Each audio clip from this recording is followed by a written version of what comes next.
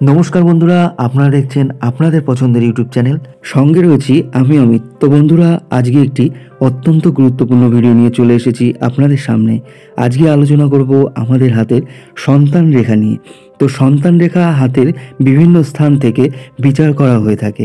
যেমন আমাদের হাতের যে বুধের পর্বত রয়েছে, সেই বুধের পর্বতের যে বিবাহ রেখা রয়েছে, সেই বিবাহ রেখার সঙ্গে অতি সূক্ষ্ম সূক্ষ্ম কতগুলি রেখা থাকে, যে রেখাগুলি খালি চোখে দেখা যায় না, লেন্সের সাহায্যে দেখতে হয়।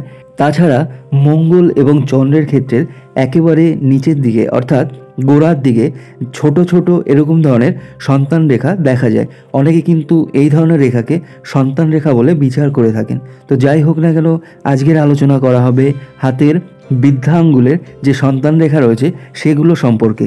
দেখুন, এই যে শুক্রের আঙুল বা বৃদ্ধাঙ্গুষ্ঠের একদম প্রথম পর্বের গোড়ার দিকে অর্থাৎ নখের ঠিক নিচের দিকে যে ভাঁজগুলো রয়েছে, এই ভাঁজগুলোকে কিন্তু সন্তান রেখা হিসাবে আখ্যা দেওয়া হয়েছে। তো আসুন এক ঝলকে রেখাগুলি দেখে নেওয়া যাক। দেখুন, ডান হাতের বৃদ্ধাঙ্গুলির একেবারে নিচের দিকে অর্থাৎ নখের ঠিক মাথার দিকে অর্থাৎ আঙুলের যে প্রথম পর্বটি রয়েছে, সেই প্রথম পর্বের একদম মাঝের দিকে চামড়ার যে ভাঁজ রয়েছে, এতে যে কয়েকটি রেখা রয়েছে, সেই রেখা থেকে কিন্তু সন্তানের সংখ্যা নির্দেশ করা যায়। অনেক প্রাচীন তান্ত্রিক এবং জ্যোতিষীদের মতে, অর্থাৎ যারা গুপ্ত জ্ঞান জানতেন, সেই সমস্ত জ্যোতিষীদের মতে কিন্তু এই রেখাকেই সন্তান রেখা বলে মনে করা হয়। অর্থাৎ এই ধরনের রেখাগুলোকেই তারা প্রধান রেখা বলে মনে করেন।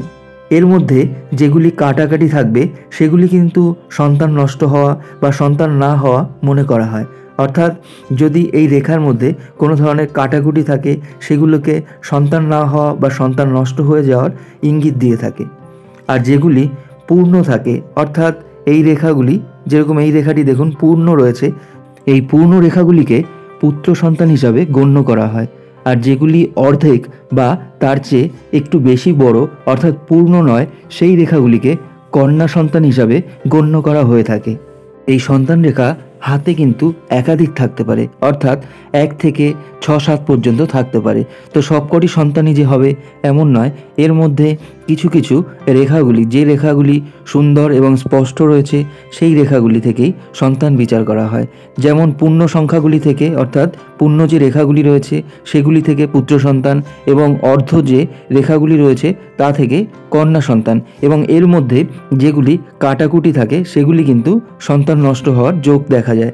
আর এর মধ্যে কিন্তু একটা নির্দিষ্ট বয়সক্রম রয়েছে, অর্থাৎ এদের মধ্যে যে গ্যাপগুলো রয়েছে তা থেকে বোঝা যায় একটি সন্তানের ঠিক কত বছর পর আরেকটি সন্তান হবে, বা সন্তান হওয়ার কত বছর গ্যাপ রয়েছে, অর্থাৎ একটি সন্তান কত বছর পর হবে এবং আরেকটি সন্তান কত বছর পর হবে।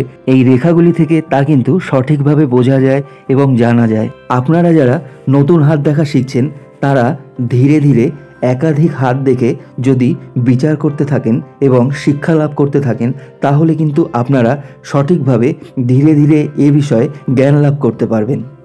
আর সবথেকে একটা বড় কথা, সবসময় মনে রাখবেন যে জ্যোতিষশাস্ত্র হলো সম্পূর্ণভাবে অভ্যাস বা প্র্যাকটিসের উপর নির্ভর করে। আপনি যত প্র্যাকটিস করবেন বা অভ্যাস করবেন, ততই আপনি এ সম্বন্ধে সঠিক জ্ঞান উপলব্ধি করতে পারবেন। আপনারা যখন বৃদ্ধা আঙ্গুলির এই সন্তান রেখাগুলি বিচার করবেন, তখন দেখবেন এর মধ্যে যে রেখাগুলি সুন্দর রয়েছে অর্থাৎ গভীর রয়েছে এবং স্পষ্ট রয়েছে, সেই রেখাগুলিকে আপনারা শ্রেয় দেবেন। অর্থাৎ সরু এবং অগভীর যে রেখাগুলো রয়েছে, সেই রেখাগুলিকে কখনোই আপনারা বিচার করবেন না। যে রেখাগুলি গভীর রয়েছে, সেই রেখাগুলি থেকেই সঠিক জ্ঞান উপলব্ধি করা যাবে। অর্থাৎ পূর্ণ রেখা এবং অপূর্ণ যে রেখায় আপনারা বিচার করুন না কেন, সেই রেখাগুলো যেন স্পষ্ট হয়, তাহলেই এর থেকে সঠিক জ্ঞান উপলব্ধি করা যাবে। সন্তান রেখা নিয়ে আরও অনেকগুলি রেখা রয়েছে এবং পর্বত রয়েছে। মঙ্গলের ক্ষেত্র, চন্দ্রের ক্ষেত্র, এই সমস্ত ক্ষেত্র থেকেও কিন্তু এর বিচার করা হয়। তাছাড়া বুধের ক্ষেত্র থেকেও এর বিচার করা হয়।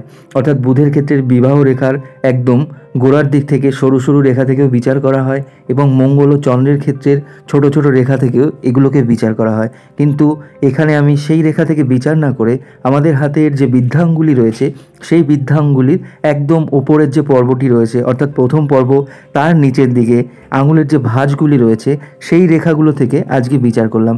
এই রেখাগুলো থেকে আপনারা সঠিকভাবে বিচার করতে পারবেন।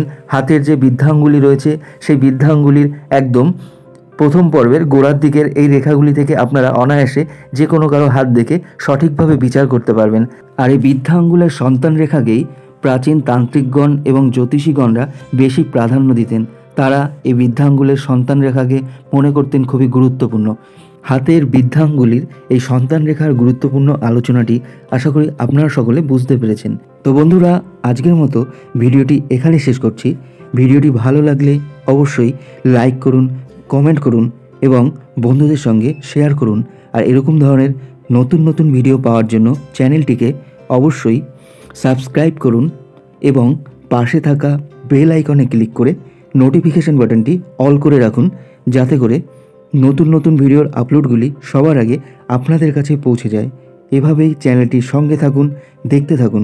ভিডিওটি দেখার জন্য আমার এই চ্যানেলের পক্ষ থেকে আপনাদের সকলকে অসংখ্য ধন্যবাদ।